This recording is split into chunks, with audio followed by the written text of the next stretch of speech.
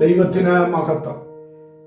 ഒരിക്കൽ കൂടെ ക്രിസ്തുയേശുവിൽ ഏവർക്കും സ്നേഹ വന്ദനം. ശത്രുവിന്റെ യുദ്ധതന്ത്രങ്ങളെ കുറിച്ച് നാം ഈ ദിവസങ്ങളിൽ കുറച്ച് കാര്യങ്ങൾ ചിന്തിപ്പാൻ ഇടയായിട്ടുണ്ടല്ലോ.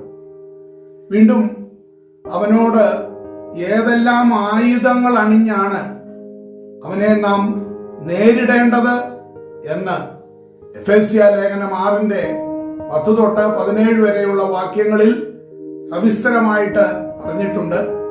ചിലപ്പോഴൊക്കെ നമ്മൾ ആ വാക്യങ്ങൾ ചിന്തിപ്പാനിടയായിട്ടുണ്ട്.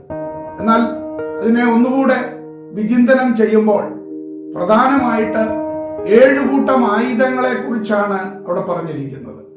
1, സത്യത്തിന്റെ അരക്കെട്ട്. 2, നീതിയുടെ കവചം. 3, സമാധാന സുവിശേഷത്തിനായുള്ള ഒരുക്കം എന്ന ആ ചെരുപ്പ്. 4, വിശ്വാസം എന്ന പരിച. 5, രക്ഷ എന്ന ശിരസ്ത്രം. 6, ആത്മാവിന്റെ വാൾ. 7, ആത്മാവിലുള്ള പ്രാർത്ഥന. ഇങ്ങനെ 7 കൂട്ടം ആയുധങ്ങൾ അണിഞ്ഞു വേണം ശത്രുവിനോട് നാം എതിരിടുവാൻ. ഈ ലോകത്തിലെ യുദ്ധത്തിൽ കഴിഞ്ഞ ദിവസം പറഞ്ഞതുപോലെ വല്ല ബോംബുകളോ മിസൈലുകളോ ഉപയോഗിക്കുമ്പോൾ ഇതൊരാത്മീക യുദ്ധമാണ്. ആത്മീക യുദ്ധത്തിൽ ആത്മീക ആയുധം ധരിച്ചുകൊണ്ട് വേണം ശത്രുവിനെതിരെ നാം യുദ്ധം ചെയ്യുവാനായിട്ട്. 13-ാമത്തെ വാക്യത്തിൽ ഇവിടെ പൗലോസ് ഓർമ്മപ്പെടുത്തുന്നത് ആ ഒരു ദുർദിവസത്തെ കുറിച്ചാണ്. പലപ്പോഴും അത് മഹോപദ്രവ കാലഘട്ടം എന്ന് നാം ധരിക്കാറുണ്ട്. എന്നാൽ അതല്ല ഇവിടുത്തെ വിഷയം. അത് ഈ യുദ്ധം എന്ന് പറയുന്നത് അത് മനുഷ്യരാശിയുടെ മനസ്സിലാണ് നടന്നുകൊണ്ടിരിക്കുന്നത്. ആയതുകൊണ്ട് ഇതൊരു ആത്മീക സംഘടനം തന്നെ എന്ന് നമുക്ക് കാണുവാനായിട്ട് കഴിയും. ആത്മലോകത്തുള്ള പൈശാചിക ശക്തികളുമായിട്ടുള്ളതായ യുദ്ധമാണ്. അവിടെ അവൻ ചെയ്യുന്നത് 2 പ്രധാന കാര്യങ്ങളാണ്. 1, പലവിധത്തിലുള്ളതാകുന്ന അവിശ്വാസം കൊണ്ടുവരിക. മറ്റൊന്ന്, ദൈവത്തെ അവിശ്വസിപ്പിക്കുക, ദൈവത്തിന്റെ കാൽവറി യാഗത്തെ അവിശ്വസിപ്പിക്കുക. ഇതെല്ലാം അവന്റെ തന്ത്രങ്ങളാണ്. അതേപോലെ തന്നെ ആത്മീയ ആയുധങ്ങൾ ശരിയായ നിലയിൽ നാം ഉപയോഗിക്കേണ്ടത് ആവശ്യമാണ്. 2 തരം ആയുധങ്ങളാണ് നമുക്ക് കാണുവാനായിട്ട് കഴിയുന്നത്. 1, പ്രതിരോധത്തിനുള്ളതായ ആയുധം. മറ്റൊന്ന്, ആക്രമണത്തിന് ഉള്ളതായ ആയുധം. ഇത് ധരിച്ചുകൊണ്ട് വേണം നാം നേരിടേണ്ടത്. അതിൽ 1-ാമത് പറഞ്ഞിരിക്കുന്നതാണ് സത്യത്തിന്റെ അരക്കെട്ട്.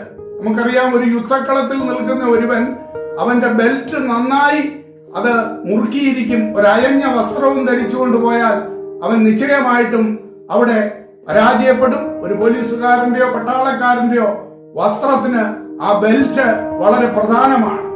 ഏതെങ്കിലും ദൈവശാസ്ത്രത്തെ കുറിച്ചുള്ളതായ ഒരു കാര്യമല്ല ഇവിടെ പ്രധാനമായിട്ട് ഉദ്ദേശിക്കുന്നത് എന്ന് നാം അറിയണം. മറിച്ച് അനുദിന ജീവിതത്തിലെ ആ സത്യത്തെയാണ് ഇവിടെ അപ്പോസ്തലൻ പരാമർശിക്കുന്നത്.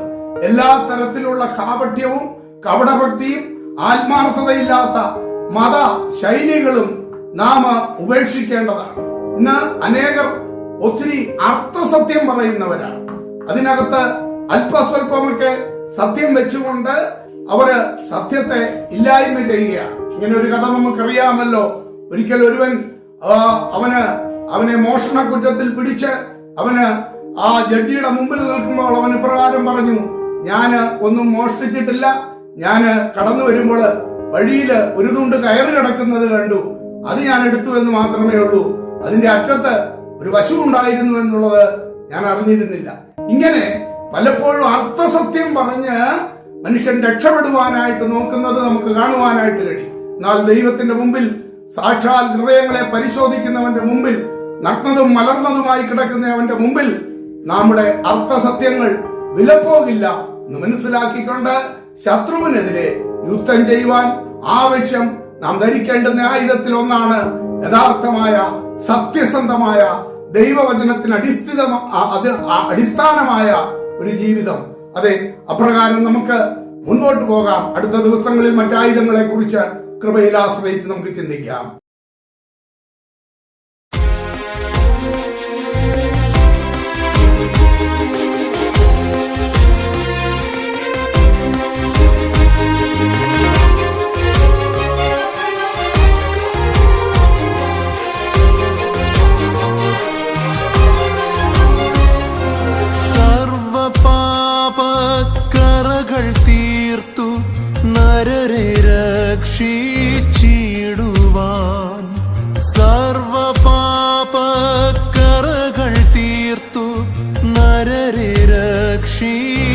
രക്ഷിച്ചിടുവാൻ പൂർവിനാഥൻ യേശുദേവൻ ചൊരിഞ്ഞ തിരുരക്തമേ.